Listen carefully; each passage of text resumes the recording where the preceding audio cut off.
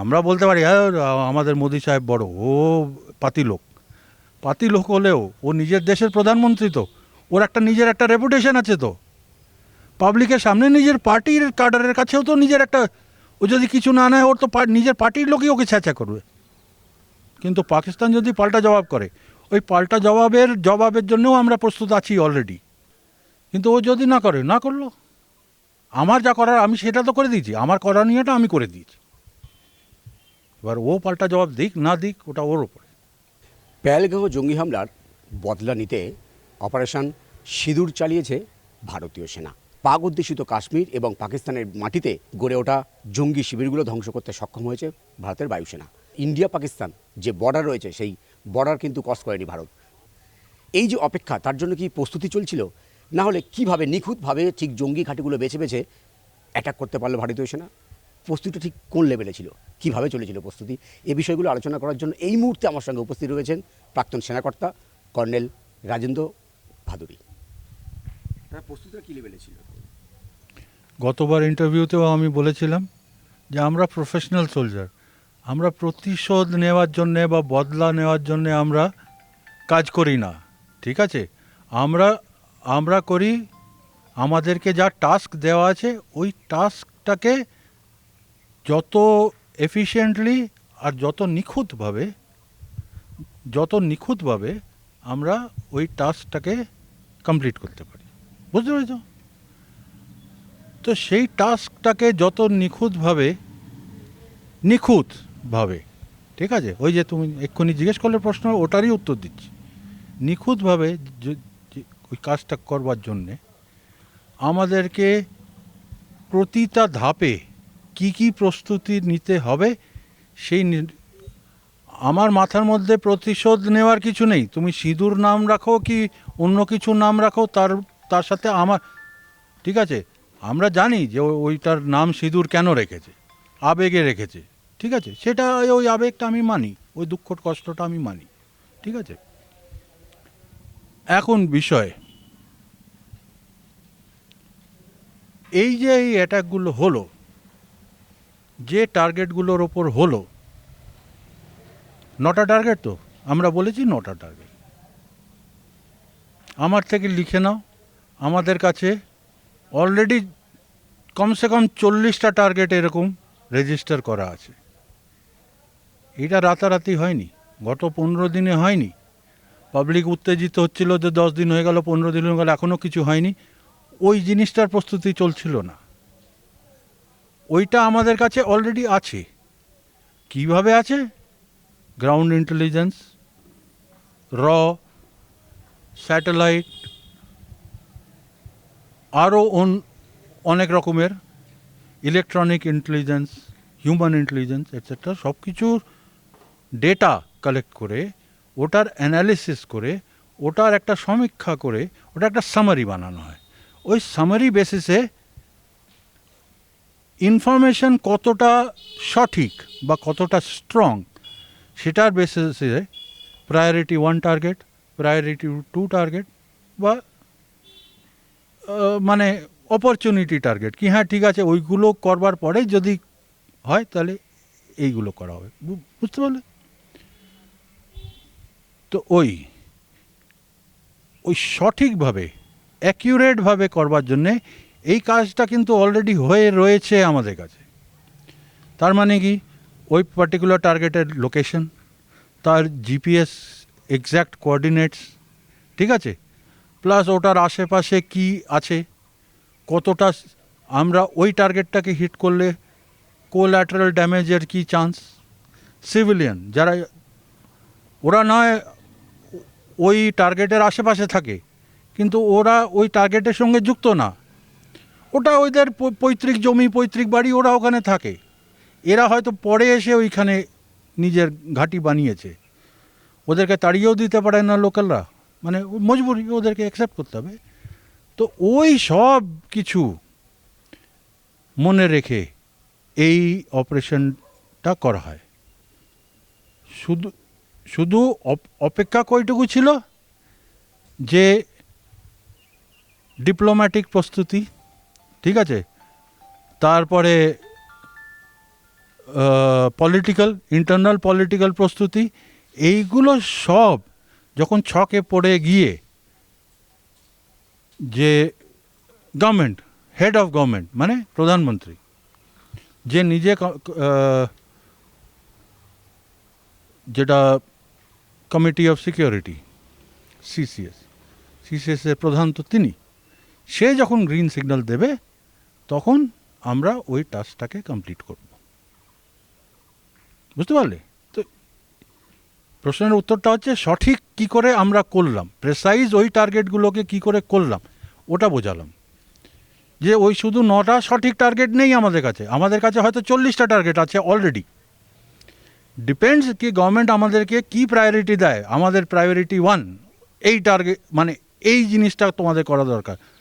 তো ওই যে ডাইরেক্টিভটা আমরা পেলাম, ওই ডাইরেক্টিভের বেসিসে আমরা এই 40টা যে টার্গেট আমরা অলরেডি প্রি সিলেক্টেড আছি ওটার মধ্যে কটা টার্গেট বের করে প্রায়োরিটি 1 বলে আমাদের এক্সিকিউটিং ইউনিটসকে দিয়ে দিলাম কি ভাই এ নাও, এটা হচ্ছে তোমাদের টাস্ক, এই টাস্কটা করো, স্টার্ট টাইম এই, এন্ড টাইম এই, এটার মধ্যে আমাদের এই রেজাল্টটা চাই। এই আক্রমণের পর আমরা অ্যাজ প্রফেশনালস ওই কোমর ভাঙাটা আমরা গুরুত্ব দিই না। আমাদের হাতে যে টাস্কটা আছে ওই টার্গেটটাকে আমাদেরকে ডিস্ট্রয় করতে হবে। তারপরে যদি আরও অ্যাডিশনাল টার্গেট ইমার্জ হয় ওই অ্যাডিশনাল টার্গেটগুলোকেও ডিস্ট্রয় করব। বুঝতে পারছো ব্যাপারটা? আর ইনসার্জেন্সি এমন জিনিস যে পুরোপুরি এলিমিনেট করা যায় না উইথ মিলিটারি স্ট্রেংথ আলোন। একটা হিউম্যান এলিমেন্টও দরকার। শুধু গুলি মেরে বা চর থাপড় মেরে বা ডান্ডা মেরে সব সমস্যার সমাধান নেই। কোনো না কোনো সময় ওই দ্বিতীয় বিশ্বযুদ্ধ, প্রথম বিশ্বযুদ্ধ, বিশাল বিশাল যুদ্ধ হলো, হাজার হাজার লক্ষ লক্ষ সৈন্যরা মারা গেল। ফাইনালি যুদ্ধটা থামলো, যুদ্ধ বিরতি হলো, আর তার উপরে নিষ্কর্ষ বেরোলো কি করে? ওই যুদ্ধ থেকে, নাকি যুদ্ধর পরে সবাই মিলে সারেন্ডার হয়ে যাওয়ার পরে? 71-এর যুদ্ধ শেষ হয়ে যাওয়ার পরে কি ওই সমস্যাটা সলভ হলো? 72-এ গিয়ে সিমলা চুক্তি করতে হলো। তো সিমলা চুক্তি করা সত্ত্বেও কি সমস্যাটা 71-এর থেকে আজ অবধি 2025 অবধি কি বেসিক যে প্রবলেম পাকিস্তানের সঙ্গে সেটা কি সলভ হলো? সেটা সলভ করবার জন্য তো ডিপ্লোম্যাটিক এফার্ট দরকার। আমাকে তুমি বলবে যে ভাই ও তোমার শত্রু, ওকে গুলি মারো, ওকে শেষ করো, আমি ওকে গুলি মেরে শেষ করে দেবো, আমার কাজ তো ওখানে শেষ। তাতে কি নতুন একটা ব্যাটালিয়ন, আমি ইনসার্জেন্সির কথা বলছি না, আমি ভেবে নাও রেগুলার পাকিস্তান আর্মির সঙ্গে 93,000টা আমরা প্রিজনার অফ ওয়ার তো নিয়েছিলাম, ওদেরকে ফেরতও করে দিলাম। ওদের মধ্যে থেকে কিছু জন আবার আর্মিতে আবার সার্ভিস করলো, বাকিগুলোকে ওরা বাতিল করে দিল। কিন্তু তারপরে কি নতুন আরও রিক্রুট করেনি? বুঝতে পারছো? আমরা রিটায়ার হয়ে গেছি, আমি রিটায়ার হয়ে গেছি, আমার বাবা রিটায়ার হয়ে গেছে, আমাদের রিপ্লেসমেন্ট কি এসে যায়নি আবার আর্মিতে? তো বিষয়টা হচ্ছে যে ওরকম করে শেষ হয় না। শেষ ফাইনালি ও মুখোমুখি টেবিলের অ্যাক্রস বসে যুক্তিকর কথা বলে, ও নিজের যুক্তি দিল, তুমি তোমার যুক্তি দিলে, ও কিছুটা এগোলো, তুমি কিছুটা এগোলে, এগিয়ে মিলিটারিলি অ্যাজ আ সোলজার আমি একটা লিমিট অবধি যুদ্ধ লড়তে পারি, তারপরে যুদ্ধবিরাম হতেই হবে। ইনডেফিনেটলি এই রাশিয়ার ইউক্রেন এর যুদ্ধ গত 3 বছর ধরে চলছে, হয়তো আরও 2 বছর চলবে, কিন্তু ফাইনালি এক না একদিন তো যুদ্ধবিরাম হবেই, থামবেই। ওই থামবার পরে কি হবে?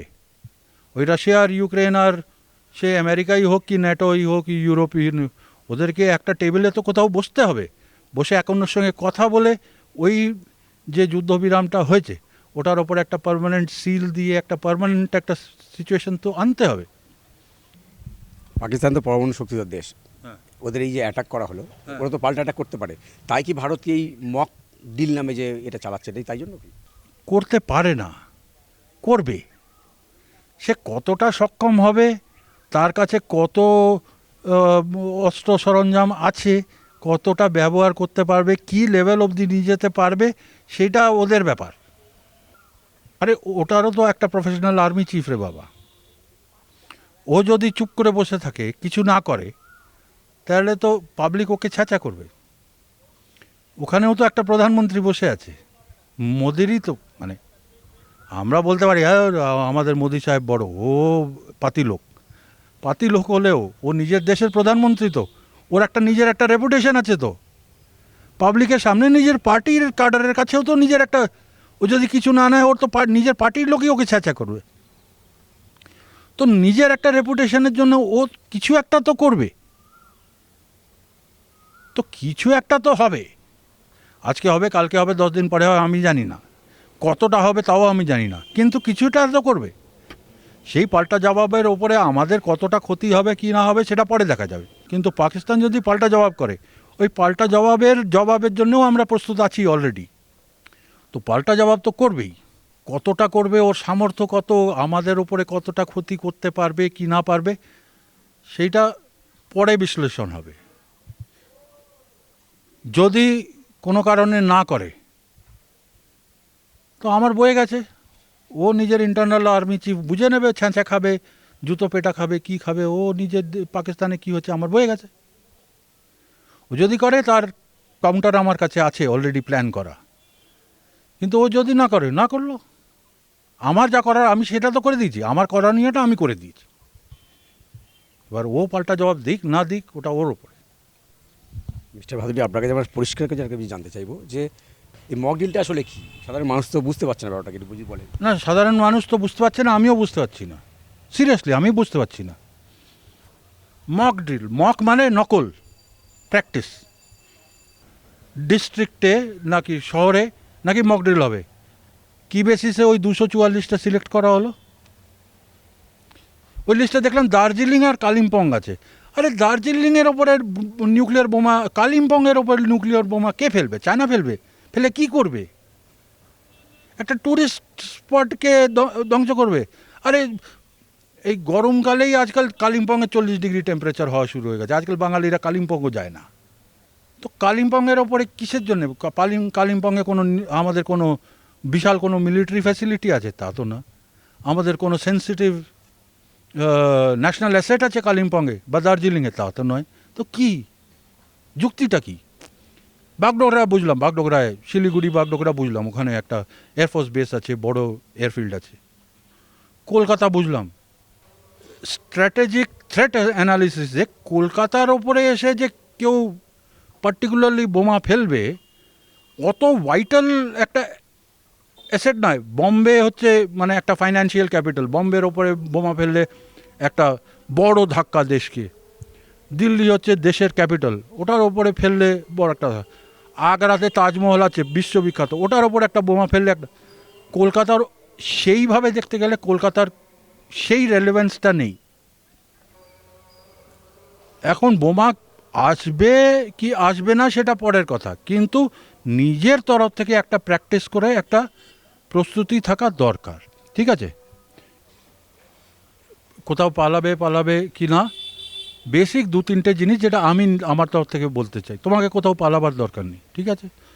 যদি তোমার মাথার ওপরে বোমা এসে পড়ে, পালিয়েও কোনো লাভ নেই। যদি লেফট রাইট কিছু পড়ে, তো 2-3টে জিনিস থেকে বেসিক নিজেকে বাঁচানো দরকার। এক, কাঁচের জানলার থেকে দূরে থাকবে, ঠিক আছে? বম্বের যে ব্লাস্ট ওয়েভটা, সেটা কাঁচটাকে শ্যাটার করে, আর তখন কাঁচগুলো ওই ব্লাস্ট ওয়েভেরই স্পিডে, মানে মিসাইল হিসেবে, মানে ভাঙা কাঁচ তো এমনি পা পড়ে গেলে বিশালভাবে কেটে যায়। এখন 300 কিলোমিটার বেগে যদি আসে, ওটা তো তোমাকে চিরে চলে যাবে, ঠিক আছে? তো কাঁচের জানলার থেকে দূরে থাকবে, বোতল গেলাস এটসেট্রা সরিয়ে দেবে। আপাতত ফুল ফ্লেজের যুদ্ধ হয়নি, সেরকম থ্রেট নেই, কিন্তু যদি সেরকম একটা সিনারিও এসে দাঁড়ায় যে হ্যাঁ মানে আশেপাশে বোমা পড়া শুরু হয়ে গেছে, আর এই ডাইনিং টেবিল ফেবিল জাতীয় যে বড় আছে সেইগুলো এই জানলার সাথে ঠেকিয়ে রাখতে, প্লাস